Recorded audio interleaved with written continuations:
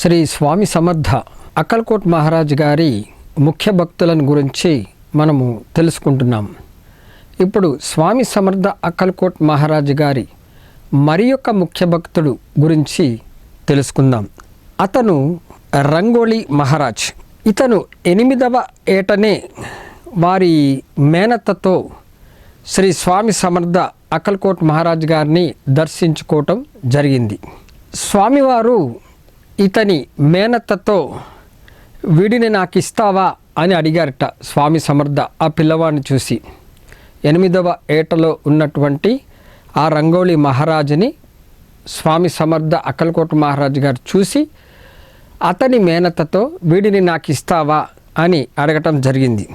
ఎప్పుడైతే స్వామి సమర్థ ఆ విధంగా అన్నారో ఆ బాలుడు పరుగు పరుగున వచ్చి స్వామి సమర్థ అక్కల్కోట్ మహారాజ్ గారి ఒడిలో చేరాట. శ్రీ స్వామి సమర్థ ఆ రంగోళీ మహారాజ్ అని అన్నారట ఆ పిల్లవాడిని చూసి. ఆ పిల్లవాడిని చూసి స్వామి సమర్థ రంగోళీ మహారాజ్ అని అనడం జరిగింది. వారి యొక్క దివ్య ఆశీస్సులు ఆ పిల్లవాడిపై కురిపించారు స్వామివారు. ఒక కాషాయ వస్త్రం కూడా స్వామి సమర్థ తీసి ఆ పిల్లవాడిపై కప్పటం జరిగింది. ఆనాటి నుంచి అతనికి ఆ పిల్లవాడికి కొన్ని శక్తులు కూడా వచ్చాయి. మౌనంగా ఉండేవాడు. ఎల్లప్పుడూ ఆ పిల్లవాడు ఎక్కడ కూర్చున్నా కూడా మౌనంగా ఉండేవాట. బీడీ త్రాగుతూ ఉండేవాట అతను శ్రీ స్వామి సమర్థ అక్కల్కోట్ మహారాజ్ గారి యొక్క ఆదేశానుసారం ఆజన్మ బ్రహ్మచారిగా ఉండిపోవటం జరిగింది. అతనే రంగోళీ మహారాజ్గా తర్వాత పిలుస్తూ వచ్చారు అతన్ని. స్వామి సమర్థ అక్కల్కోట్ మహారాజ్ గారి మరొక భక్తుడి గురించి ఇప్పుడు తెలుసుకుందాం. అతని పేరు రామచంద్ర వెంకటేష్. అతను చిన్నతనము నుంచి కూడా శివభక్తుడు. ఆయనని రామచంద్ర వెంకటేష్ బరాట్కర్ అని అంటూ ఉంటారు. ఆయన పేరు శివభక్తుడు. అతను కూడా అతను బొంబాయి నివాసి. అతని యొక్క వ్యాపారం ఏంటంటే ఔషధాలను ఎగుమతి దిగుమతి చేస్తూ ఉండేవాడు మాట.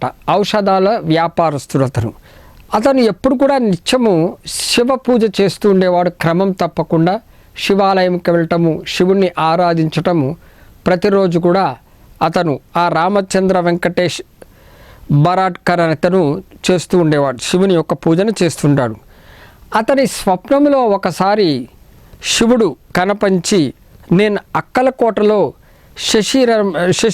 శశీరుడై ఉన్నాను అని స్వామి సమర్థ రూపంలో అక్కడ నేను ఉన్నాను అని శివుడు అతని కలలో కనిపించి నీవు అక్కడికి వెళ్ళి నన్ను దర్శించుకో అని ఆదేశం ఇచ్చారట ఆ శివ పరమాత్మ. మరి ఆ మరునాడు వెంటనే అతను తనకు వచ్చినటువంటి కళను గురించి జ్ఞప్తికి తీసుకుని కొంతకాలానికి అతను అక్కల్కోట్కు వెళ్ళటం జరిగింది.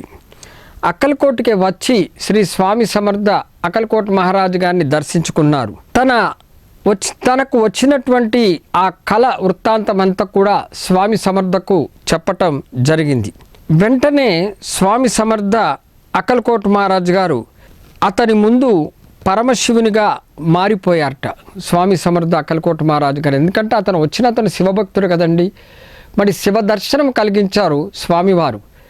అతను శివుణ్ణి నిత్యం పూజించడం చేత మరి శివ దర్శనం నీకు అక్కల్కోటలో వెళ్తే నేను ఆ స్వామి సమర్థ రూపేణ ఉన్నానని ఆ పరమేశ్వరుడే తన భక్తుడికి కలలో చెప్పడం ద్వారా అతను అక్కల్కోటకు రావటము, మరి స్వామి సమర్థ అతని ముందు శివునిగా ప్రత్యక్షమయ్యాట.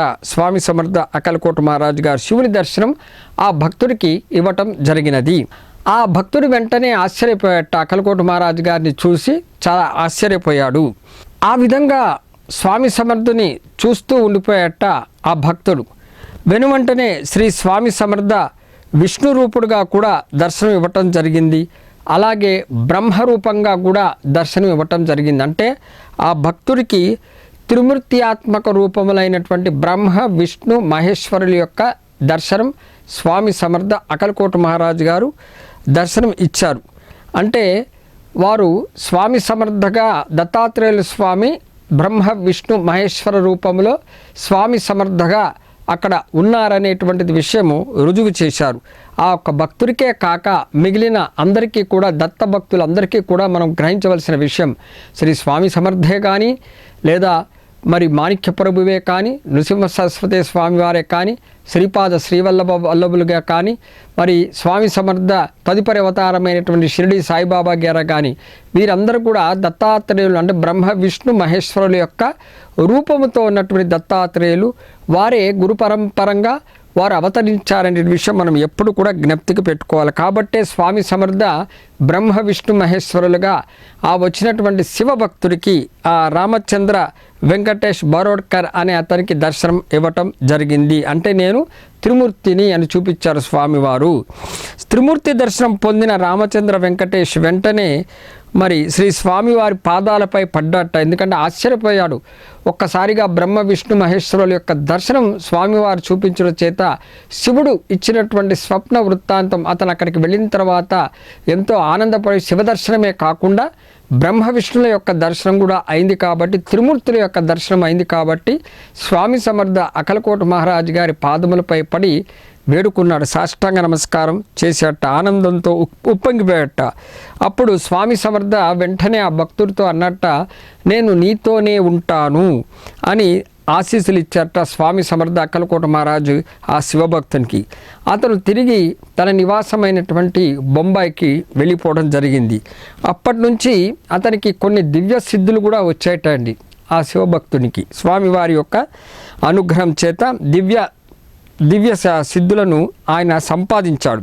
అలాగే అతనిని దర్శించడానికి వచ్చిన వాళ్ళకి కూడా అతను ఆశీస్సులు ఇస్తూ అభయం ఇస్తూ ఉన్నట్ట. అప్పటి నుంచి అతను ఆ రామచంద్ర వెంకటేష్ బారోడ్కర్ అనే అతను శ్రీ తాతా మహారాజ్గా పేరు ప్రఖ్యాతన చెంది అక్కడ ఉండసాగారు. అప్పటి నుంచి అతన్ని తాత్యా మహారాజుగా పిలుస్తుండేవారట. అంటే శ్రీ స్వామి సమర్థను దర్శించిన వారందరూ కూడా గొప్ప గొప్ప యోగులుగా కూడా మారారు అనేటువంటి విషయం మనం గ్రహించాలి. ఇప్పుడు చెప్పుకునే భక్తులు కాకుండా ముందు కూడా మనం కొంతమంది గురించి తెలుసుకున్నామండి. వాళ్ళందరూ కూడా అలాగే గొప్ప గొప్ప యోగులుగా మారారనేటువంటి విషయము మనము గ్రహించాలి. ఇప్పుడు స్వామి సమర్థ అకల్కోట్ మహారాజ్ గారి యొక్క అతి ముఖ్యమైనటువంటి భక్తుడు చోళప్ప. మనం చోళప్ప గురించి మనం ఇది వరకు తెలుసుకున్నాము. ఇప్పుడు ఆ చోళప్ప ఇంటిలోనే స్వామి సమర్థ అక్కలకోట మహారాజు గారు ఉండేవారటండి. ఇతను చాలా గొప్ప భక్తుడు.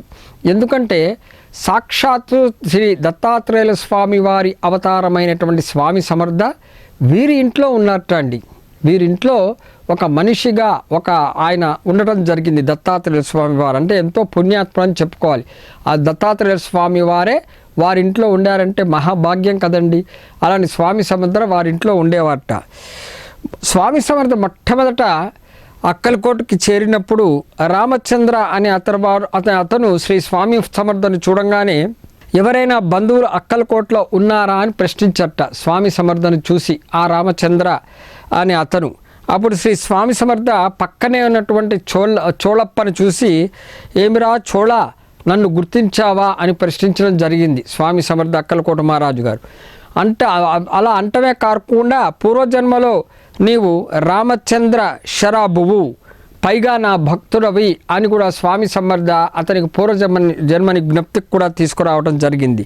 మరి శ్రీ స్వామి సమర్థ చోళప్పకు జన్మల బంధం ఉన్నదని కూడా తెలియజేశారట. మన ఇద్దరిది ఎన్నో జన్మల బంధం ఉందిరా అని ఆ చోళప్పని, ప్రక్కనే ఉన్నటువంటి చోళప్పని స్వామి సమర్థ అకల్కోట మహారాజు గారు మరి స్వామి సమర్థ దత్తాత్రేయుల స్వామి వారు అక్కలకోటకు వచ్చినప్పుడు మొట్టమొదటిసారిగా చోళప్పని చూసినప్పుడు అనినటువంటి విషయాలు.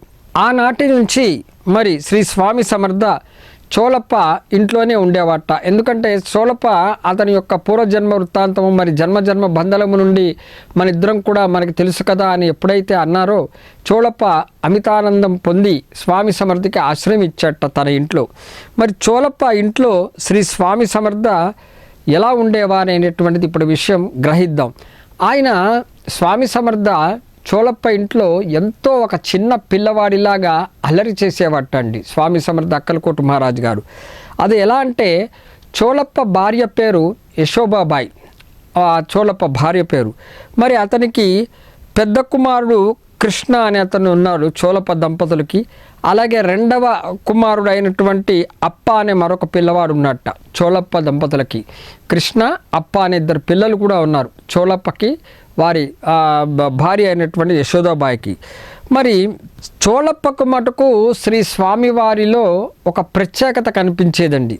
ఆయన మామూలు సామాన్యమైనటువంటి మానవులు కాదు, సాక్షాత్తు పరమాత్మయే అనేటువంటి ఒక ప్రత్యేకతగా చూసేవారు. కానీ ఆ చోళప్ప భార్యకు అలాగే ఆ ఇద్దరు కుమారులకు కూడా స్వామిలో ఎటువంటి విశేషం కనిపించలేదంట. వాళ్ళు మటుకు మామూలు ఒక సామాన్య మానవుడిగానే భావించి చోళప్ప వాళ్ళ ఇంట్లో ఆశ్రమం ఇచ్చారు కదా అనే ఉద్దేశంతో చుట్టమే తప్ప స్వామిని ప్రత్యేకంగా చూసేవారు కాదుట చోళప్ప భార్య మరియు వాళ్ళ ఆ దంపతుల యొక్క ఇద్దరు కుమారులు కూడా. మరి చోళప్ప భార్య మరియు ఆ ఇద్దరు పిల్లలు కూడా స్వామివారిని ఎలా చూసేవారంటే ఒక పిచ్చివాడిలాగా, ఒక మతిలేని వాడిగా చూసేవారట. ఆ మతిలేని వాడిని మన ఇంట్లో పెట్టుకున్నాము అనే భావనతో వాళ్ళు చూస్తూ ఉండేవారట స్వామి సమర్థని.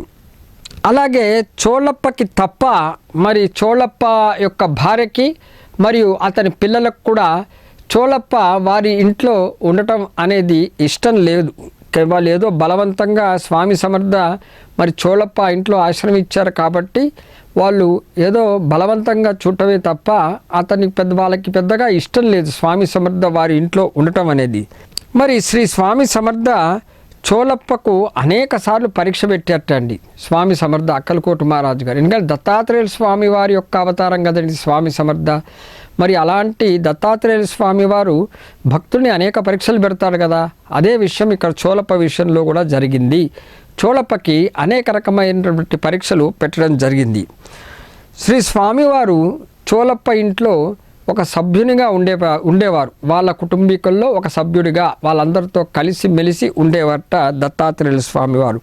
అలా కలిసి మెలిసి ఉండడమే కాకుండా తిరుగుతూ ఉండేవాడు అల్లరి చేస్తూ కూడా. మరి స్వామి సమర్థ వారి ఇంట్లో ఉండటం వలన అందరికీ ఒక మార్గమైంది ఆ ఇల్లు. ఎంతోమంది స్వామి సమర్థను దర్శించుకునేందుకు వస్తూ ఉండేవారు. ఆ ఇంటికి వచ్చి స్వామి సమర్థను దర్శించుకుని వారి యొక్క బాధలను కష్టాలను తెలుపుకొని మొరపెట్టుకుని స్వామివారి యొక్క ఆశీస్సులు తీసుకోవడం జరుగుతూ ఉండేది. అంటే ఆ చోళప్ప ఇల్లు ఒక మూలమైంది. అక్కడ భక్తులందరికీ కూడా స్వామివారు అక్కడ ఉండడం చేత అందరూ కూడా అక్కడ రావటం జరిగింది.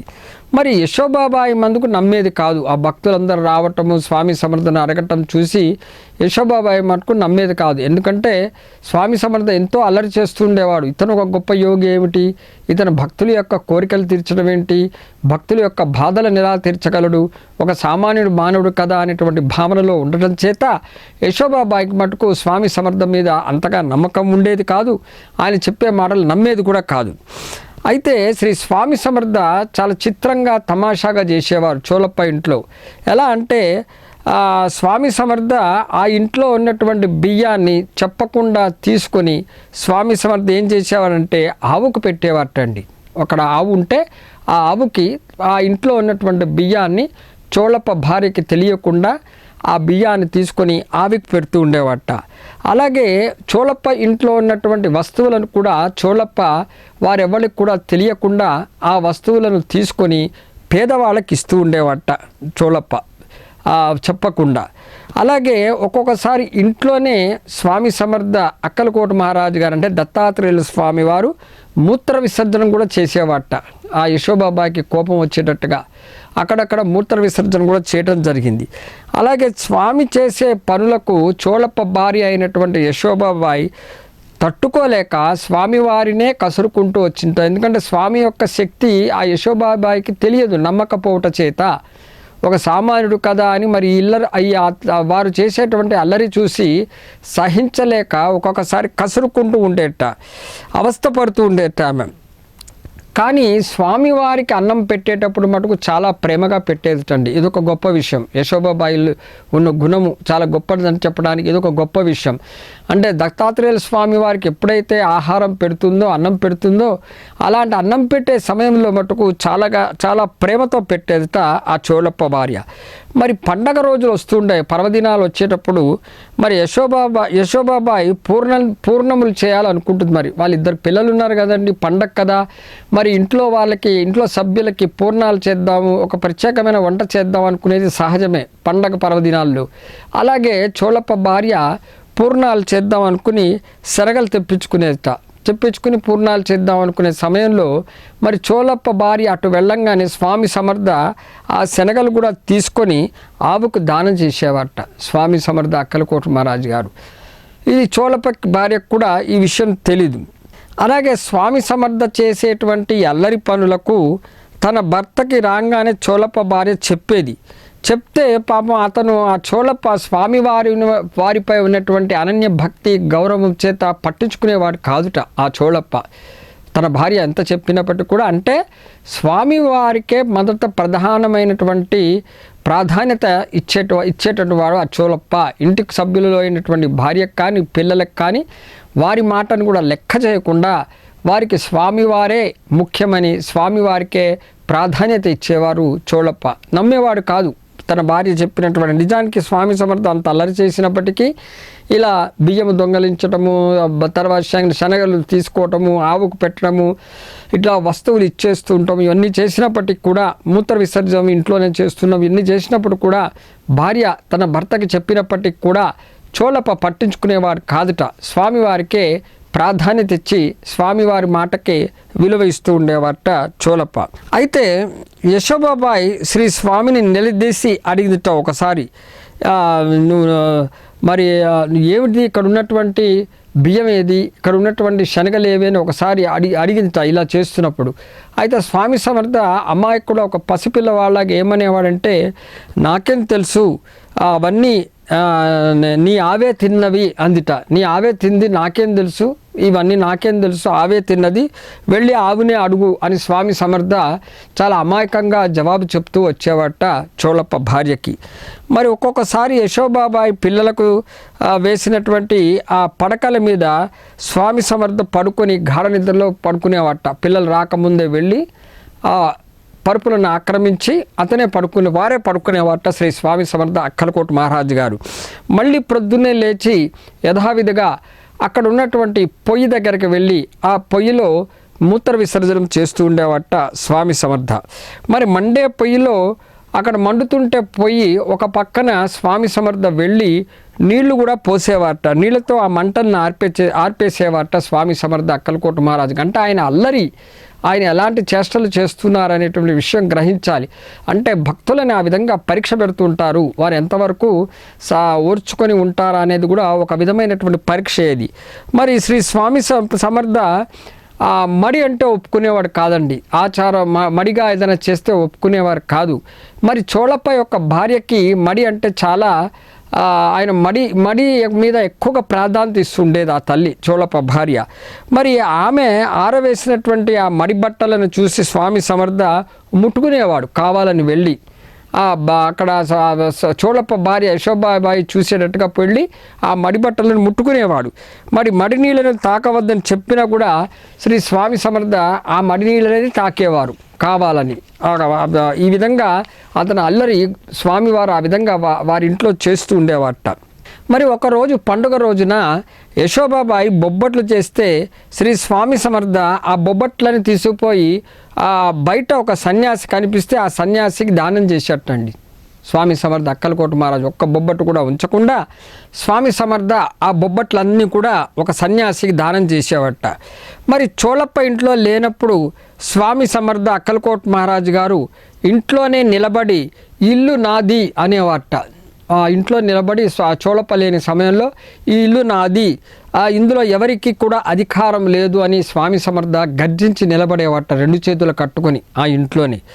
మరి శ్రీ స్వామి సమర్థ ఇలా ఎందుకు అన్నారనేది తర్వాత ఉత్తరోత్తర మనకే తెలుస్తుంది. ఎందుకంటే శ్రీ స్వామి సమర్థ అక్కలకోట మహారాజు గారు వారి భౌతికమైనటువంటి శరీరాన్ని, వారి యొక్క కాయాన్ని వదిలిన తర్వాత ఆ ఇంటిలోనే చోళప్ప ఇంటిలోనే శ్రీ స్వామి సమర్థ అక్కలకోట మహారాజు గారు అంటే సాక్షాత్తు దత్తాత్రేయుల స్వామి వారి యొక్క సమాధి చోళప్ప ఇంటిలోనే చేయబడినది అనేటువంటి విషయము గ్రహించాలి. అంటే ఇక్కడే ఎందుకు చెప్తున్నామంటే స్వామి సమర్థ చోళప్ప లేనప్పుడు ముందే హెచ్చరించారు. చేతులు కట్టుకుని ఆ ఇంట్లో నిలబడి ఈ ఇల్లు నాది, దీంట్లో ఎవరికి అధికారం లేదని ముందే ఎందుకు హెచ్చరించారంటే ఆ ఇంట్లోనే ఆయన సమాధి చెందుతున్నాడనే విషయము మనము గ్రహించాలి. చోళప్ప ఇంట్లో ముందే స్వామి సమర్థ నేను ఇక్కడే నా సమాధి జరుగుతుంది అనేటువంటి ఒక హెచ్చరిక స్వామివారు చేయటం జరిగింది. అంటే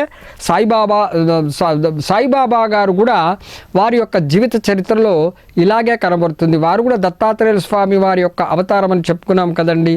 స్వామి సమర్థ అక్కలకోట మహారాజు గారి తదుపరి అవతారం శ్రీ షిరిడి సాయిబాబా గారని చెప్పుకున్నాం. దత్తాత్రేయ స్వామి వారు కూడా తన భక్తుడైనటువంటి బూటి అనే ఒక ధనవంతుడికి ఒక పెద్ద భవనాన్ని నిర్మించమని షిరిడి బాబా గారు కలలో కనిపించి చెప్పారు.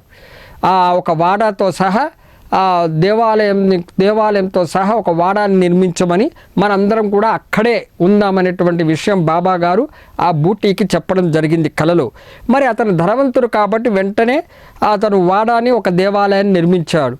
కాబట్టి బాబా వాళ్ళందరినీ చూసి అన్నట్ట, ఈ వాడా పూర్తిగానే నేను అక్కడే ఉంటాను, మనమందరం కూడా ఆనందంగా ఈ వాడాలోనే అందరం కలుసుకుందామనేటువంటి బాబా ముందుగా చెప్పారట ఆయన సమాధి చెందక ముందు. అయితే ఎప్పుడైతే బూటి అనే ధనవంతుడు సాయిబాబా గారి యొక్క ఆజ్ఞను పాటించాడో, పెద్ద వాడాన్ని నిర్మించాడో, ఆ మురళీధరుడు కోసము ఆయన అక్కడ ఒక స్థలము చూపించి మురళీధరుని పెడదామని అనుకున్నాడో, మురళీధరుడు విగ్రహం అది తయారు కాక ముందే సాయిబాబా గారు శరీరాన్ని వదలడం జరిగింది. వారు వదిలిన తర్వాత ఆయన వదిలే ముందు చెప్తారు, నాకు ఇక్కడ బాగాలేదు, వాడాలో నన్ను సమాధి చేయండి అని చెప్తారట బాబా గారు. మరి ఆయన యొక్క శరీరాన్ని మరి వాడాలోనే, బూటి వాడలోనే సమాధి చేయటం జరుగుతుంది. ఇప్పుడు మనం షిరిడీకి వెళ్తే సాయిబాబా గారి సమాధిని దర్శించుకునేది ఆ బూటి వాడలోనే. ఎలాగైతే స్వామి సమర్థ అక్కలకోట మహారాజు గారు తన భక్తుడైనటువంటి చోళప్పకి ఈ ఇల్లు నాది, దీనిపై ఎవరికి అధికారం లేదని ముందే సూచించి వారి ఉత్తరోత్తరలో వారి యొక్క భౌతిక కాయాన్ని వదిలినప్పుడు వారి శరీరాన్ని అక్కడే సమాధి చేయించుకున్నారు. ఇక్కడ సాయిబాబా గారు కూడా తన భక్తులైనటువంటి బూటి, అక్కడ చోళప్ప, ఇక్కడ బూటి, పేర్లు వేరు భక్తులు. అక్కడ స్వామి సమర్థ, ఇక్కడ షిరిడి సాయిబాబా గారు, దత్తాత్రేయులు వారిద్దరు కూడా ఈయనకు చెప్పడం జరిగింది. బాబా కూడా ఇక్కడ బూటి వాడలోనే వారి శరీరం వదిలిన తర్వాత సమాధి చేయటం జరిగింది అనేటువంటి విషయము మనం తెలుసుకోవాలి. కాబట్టి భౌతికంగా దత్తాత్రేయుల అవతారమైనటువంటి శ్రీ స్వామి సమర్థ, అలాగే షిరిడి సాయిబాబా గారు సశరీరులుగా కనిపించకపోయినను వారు చోళప్ప గృహంలో స్వామి సమర్థ అక్కలకోట మహారాజు గారు ఈనాటికి కూడా నమ్మి వెళ్ళిన భక్తులకి సమాధానం ఇస్తున్నారు. అలాగే ఈనాటికి కూడా షిరిడికి బూటివాడకి వెళ్ళి శ్రీ షిరిడి సాయిబాబా గారిని దర్శించిన భక్తులకు వారి సమాధి నుంచే సమాధానం దొరుకుతున్నది, కాపాడుతున్నారటువంటి విషయము మనము గ్రహించాలి. కాబట్టి ఎందరో భక్తులు ఈనాడు అక్కలకోటకి అలాగే షిరిడీకి వెళ్ళి వారి యొక్క సమస్యలను దత్త అవతారాలైనటువంటి ఆ పరమ గురువులకి చెప్పుకొని వారు ఎంతో నివారణ పొందుతున్నారు అనేటువంటి విషయము మనము గ్రహించాలి. వారి సమస్యలకు వారి సమాధి నుంచే జవాబు దొరుకుతున్నది. వారి యొక్క ఆశీర్వచనం చేత వారికి ఉన్నటువంటి ఆ సమస్యలన్నీ కూడా తొలగిపోతున్న విషయం కూడా మనము గ్రహించాలి. పిలిస్తే పలికే దైవంగా వారు ఆ దత్తాత్రేయుల అవతారమైనటువంటి స్వామి సమర్థ అక్కలకోట మహారాజు గారు, అలాగే షిరిడి సాయిబాబా గారు ఈనాటి కూడా భక్తులని పలకరిస్తున్నారు.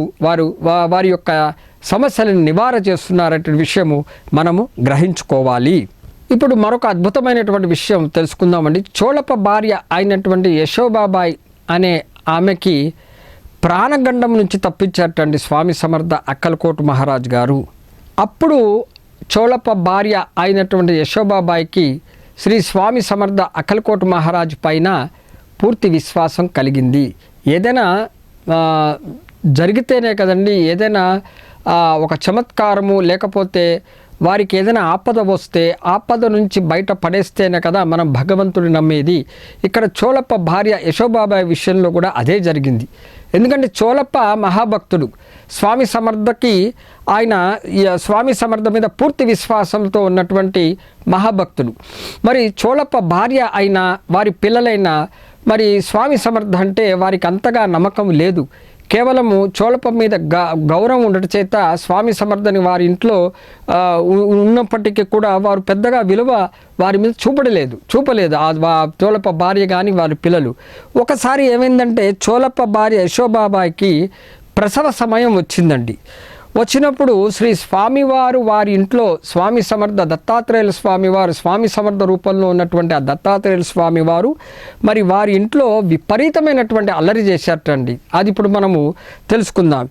ఆమె ఒక పక్కన గర్భంతో ఉండి ప్రసవ వేద సమయం ఆసన్నమైంది.